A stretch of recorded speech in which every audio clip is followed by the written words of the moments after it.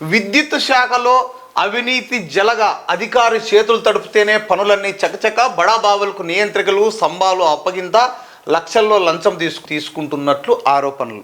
Yes, ఇది ముమ్మాటికి నాతో చాలామంది రైతులు వాళ్ళ గోడు వెళ్ళబోసుకున్నారు. సాదా సీదా చిన్న సన్నకారు రైతులు ఎవరన్నా పోయి అంటే ట్రాన్స్ఫార్మర్స్ ఉన్నాయి కదా, డీపీలు అంటాం కదా, ఆ ట్రాన్స్ఫార్మర్ల కోసం కానీ ఫోల్స్ కోసం కానీ వాళ్ళు పోతే వాళ్ళకి ఇవ్వరు.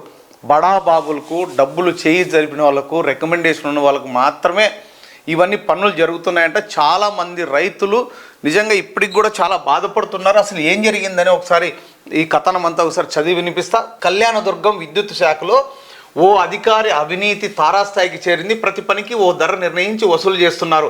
విద్యుత్ సామాగ్రి నియంత్రికల మంజూరులో పెద్ద ఎత్తున అవినీతికి పాల్పడుతున్నారు. సీనియారిటీ ప్రకారం కాకుండా చేతులు తడిపిన వారికి మాత్రమే సామాగ్రి ఇస్తున్నారు. అంటే యాక్చువల్గా సీనియారిటీ సపోజ్ జనవరిలో కట్టిన ఫిబ్రవరి మార్చి అట్లా ఉన్నప్పుడు ఎవరు ముందు కట్టింటే వాళ్ళకి ఇవ్వాలి సీనియారిటీ ప్రకారం. అలా కాకుండా నెల రోజులు 15 రోజులు కట్టి 6 నెలలు సంవత్సరం ముందు కట్టిన వాళ్ళకి కూడా ట్రాన్స్ఫార్మర్లు ఇవ్వట్లేదంట. మనమే దీని గురించి కనేకల్ మండలంలో ఒకసారి దీని గురించి మొత్తం ఎవిడెన్స్ సహా పెట్టినాం. మరి దాని మీద ఏం చర్యలు తీసుకొని ఉంటారు అనేది మనందరికీ తెలుసు. అవన్నీ కామన్. మనం ఎంత న్యూస్ పెట్టినా ఏం చేసినా చర్యలు మాత్రం శూన్యం. సామాన్య రైతులు ఏళ్ల తరబడి కార్యాలయం చుట్టూ తిరుగుతున్నా పట్టించుకోవడం లేదు. కంబదూరు మండలం వంటారెడ్డిపల్లిలో ఓ బడా బాబు ఎలాంటి అంచనా సాంకేతిక మంజూరు లేకుండానే మేఘాల మీద వ్యవసాయ కనెక్షన్ ఇచ్చినారంట. 15 రోజుల వ్యవధిలోనే పనులు చక్కబెట్టేశారు. పెద్ద మొత్తంలో డబ్బులు చేతులు మారినట్టు ఆరోపణలు వినిపిస్తున్నాయి. అదే కర్ణాటక రాష్ట్రం మైసూరుకు చెందిన వ్యక్తి కంబదూరు మండలం వంటారెడ్డిపల్లిలో 6 నెలల కిందట 200 ఎకరాలు కొనుగోలు చేసి అందులో శ్రీగంధం సాగు మొదలుపెట్టాడు. విద్యుత్ కనెక్షన్ కోసం అతనితో డీడీలు కట్టించుకొని సీనియారిటీ మేరకు సామాగ్రి మంజూరు చేయాల్సి ఉంది. అయితే కళ్యాణదుర్గం డివిజన్ పరిధిలో పనిచేసే ఓ అధికారి సదరు బడా వ్యక్తితో 22 లక్షలు తీసుకొని అప్పటికప్పుడు సామాగ్రి అందించినట్లు ఆరోపణలు ఉన్నాయి. సాంకేతిక మంజూరు లేకుండానే 10 నియంత్రికలు 100 వరకు స్తంభాలు తీగలు ఇతర సామాగ్రి అప్పగించారు. ఇందులో ఇతర రైతుల పేరుతో మంజూరైన విద్యుత్ సామాగ్రిని సదరు బడా వ్యక్తికి పొలానికి మళ్లించినట్లు తెలుస్తోంది. అంటే వేరే వాళ్ళ పేర్లతో ఎప్పుడో వచ్చింటే ట్రాన్స్ఫర్లు వాళ్ళ డబ్బులు కట్టింటారు, కానీ అవన్నీ తీసుకుపోయి వాళ్ళకి తెలియకోకుండా ఈ బడాబాబుకి ఇచ్చేసినారంట ట్రాన్స్ఫార్మర్స్. దీనిపై అనుమానం రాకుండా పొలంలో ఏర్పాటు చేసిన నియంత్రికలపై సర్వీస్ నెంబర్లు కూడా రాయలేదు. సర్వీస్ నెంబర్ రాసి దొరికిపోతారు కదా. ఈ విషయం తాజాగా బయటకు రావడంతో కొత్త అంచనాలు రూపొందించి సాంకేతిక అనుమతి మంజూరు చేసినట్లు సమాచారం. ఈ వ్యవహారంలో అధికారికి ఓ సబ్ ఇంజనీరు సహకరించినట్టు తెలిసింది. వాస్తవానికి జూలై నెలలోనే బడా వ్యక్తి పొలానికి విద్యుత్ కనెక్షన్ ఇచ్చినారు.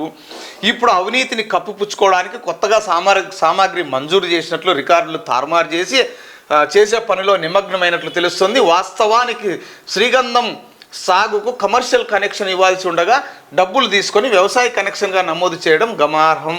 విచారణ జరిపిస్తామన్నారంట సంపత్ కుమార్ ఎస్సీ. వంటారెడ్డిపల్లిలో సాంకేతికలు మంజూరు లేకుండానే సామాగ్రి అందించిన విషయం నా దృష్టికి రాలేదు.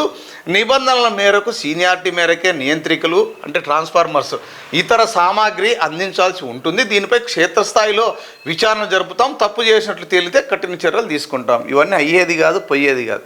అవన్నీ కాదు, కానీ కళ్యాణదుర్గం పరిధిలో పనిచేస్తున్న సదరు అధికారిపై పెద్ద ఎత్తున అవినీతి ఆరోపణలు వినిపిస్తున్నాయి. ఇందాక మనం చదువుకున్నాం 60 స్తంభాలు ఇచ్చారు. 2018లో అప్పటి ప్రభుత్వంలో కొనుగోలు చేసిన మోటార్లను వైకాపా ప్రభుత్వం హయాంలో పక్కదారి పట్టించారు. వైకాపా మహిళా ప్రజాప్రతినిధితో కలిసి 500 మోటార్లను కర్ణాటకకు చెందిన ప్రైవేటు వ్యక్తులకు విక్రయించినట్లు ఆరోపణలు ఉన్నాయి. డివిజన్ పరిధిలో కొత్త సబ్స్టేషన్లలో షిఫ్ట్ ఆపరేటర్ల ఉద్యోగాలను ఒక్కొక్కటికి 8 లక్షల వరకు అమ్ముకున్నట్లు సమాచారం. సబ్స్టేషన్ల నిర్వహణ కోసం అందులో పనిచేసే సిబ్బందికి అందించాల్సిన రక్షణ పరికరాలను సైతం ప్రైవేట్ వ్యక్తులకు అమ్ముకున్నట్లు ఆరోపణలు ఉన్నాయి. మరి దీనిపైన అంతా విచారణ చేయాలో చూడండి. వంటారెడ్డిపల్లిలో పొలంలో ఏర్పాటు చేసిన నియంత్రిక స్తంభాలు, ఈ స్తంభాలన్నీ ఇక్కడ నుంచి చూస్తున్నాం, ఈ రోడ్డుకున్న స్తంభాలు, ఈ డీపీ ఇవన్నీ కూడా. కానీ విద్యుత్ శాఖలో మాత్రం అవినీతి అంతా ఇంత కదా, అవినీతికి అంతే లేదు అని చెప్పాలి. కొంతమంది ఏఈల దగ్గర నుంచి అందరినీ అనట్లేదు, కానీ కొంతమంది నిజాయితీ పరులు కూడా ఉన్నారు.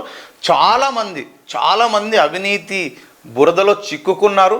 వారందరూ కూడా ఎవరు ఏంటనేది ఏపీ 39 టీవీ త్వరలో వెలుగు తీయబోతోంది. వాళ్ళ ఆస్తులు సహా వాళ్ళు ఎక్కడెక్కడ ఆస్తులు కూడబెట్టారు, ఎవరెవరి పేర్లతో ఉన్నాయి, ఇవన్నీ కూడా ప్రతి అవినీతి పరుని చిట్టా కూడా బయట ఇప్పబోతోంది ఏపీ 39 టీవీ.